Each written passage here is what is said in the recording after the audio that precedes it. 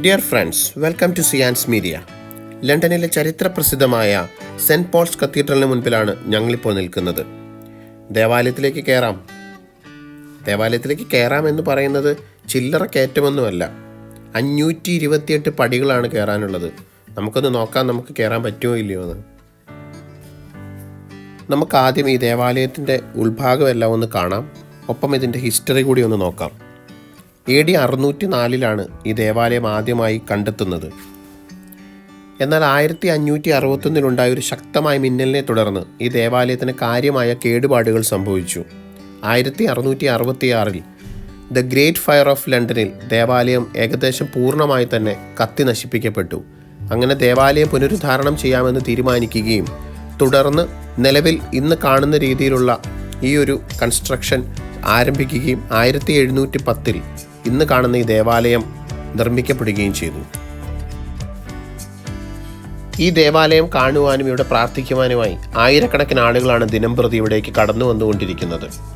വാസ്തുവിദ്യയുടെ മനോഹാരിത കൊണ്ട് കടന്നു വരുന്നവർക്ക് എന്നും മറക്കാനാകാത്ത ഒരു കാഴ്ച തന്നെയാണ് സെൻറ്റ് പോൾസ് കത്തീഡ്രലിനുള്ളിൽ ഒരുക്കിയിരിക്കുന്നത്. സെൻറ്റ് പോൾസ് കത്തീഡ്രലിൻ്റെ ഏറ്റവും വലിയ അട്രാക്ഷൻ എന്ന് പറയുന്നത് അതിൻ്റെ ഡോം അഥവാ താഴികക്കുടമാണ്.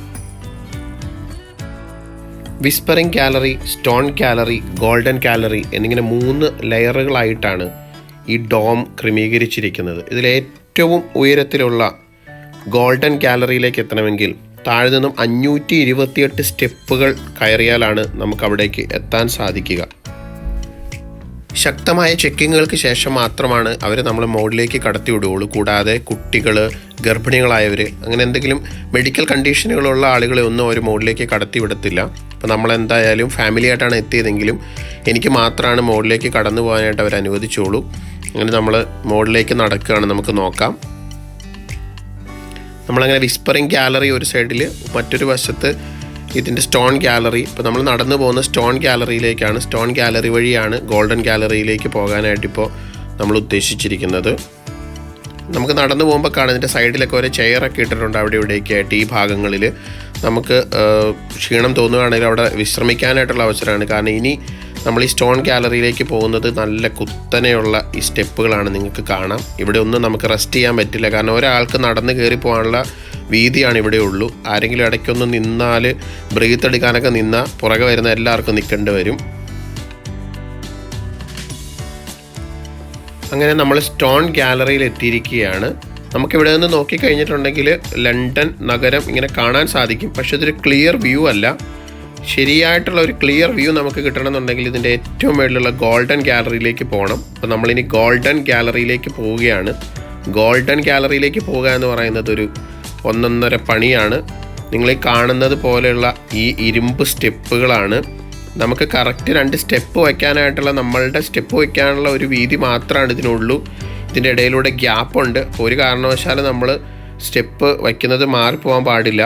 പിന്നെ ഒരേ ലെയറായിട്ടാണ് ഇവരിങ്ങനെ കൊടുത്തിരിക്കുന്നത്. അപ്പോൾ അതിൻ്റെ ഇടയ്ക്ക് എവിടെയെങ്കിലും വേണം നിന്ന് ബ്രീത്തൊക്കെ എടുത്തിട്ട് പോകണം. തല കറങ്ങുകയൊക്കെ ചെയ്ത് കഴിഞ്ഞിട്ടുണ്ടെങ്കിൽ പ്രശ്നമാണ്. നേരെ നമ്മൾ താഴേക്ക് പോകും. നിങ്ങൾക്ക് കാണാം എത്ര താഴേക്കാണ് നമ്മൾ എന്ന് പതിക്കാമെന്ന് നമുക്കൊരു കണക്കില്ല.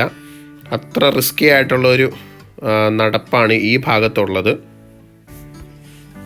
111 മീറ്ററാണ് നമ്മളിങ്ങനെ നടന്ന് മുകളിലേക്ക് മൊത്തത്തിൽ കയറുന്നത്. നിങ്ങൾക്ക് കാണാം. ഇനി പോകുന്ന ഭാഗങ്ങളെന്ന് പറഞ്ഞു കഴിഞ്ഞിട്ടുണ്ടെങ്കിൽ നമുക്ക് അത്യാവശ്യം നല്ല തടിയുള്ള ആളുകളാണെങ്കിൽ നടന്ന് കയറാൻ പറ്റില്ല. ഇനി നടന്ന് കയറിയാൽ ഇവിടെ വരുമ്പോൾ കടന്നു പോരില്ല, അത്രയ്ക്കും ചെറിയ വഴികളാണുള്ളത്.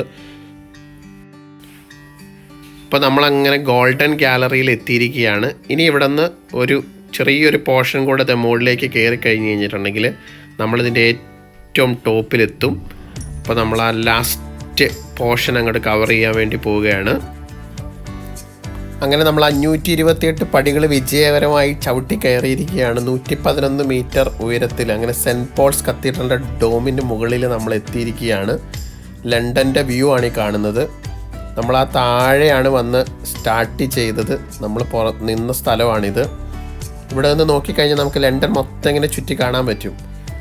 നമ്മുടെ ലണ്ടൻ ഐ, അങ്ങനെ എല്ലാ സംഭവങ്ങളും നമുക്കിവിടെ നിന്ന് നോക്കിയാൽ കാണാം. മനോഹരമായിട്ടുള്ളൊരു വ്യൂ ആണ്, പറഞ്ഞറിയിക്കാൻ പറ്റില്ല, വിശദീകരിക്കാൻ പറ്റാത്തത്ര ഭംഗിയുള്ള ഒരു കാഴ്ചയാണ് ഈ സെൻറ്റ് പോൾസ് ദേവാലയത്തിൻ്റെ ഡോമിന് മുകളിൽ നിന്നാണ് നമുക്ക് കിട്ടുന്നത്.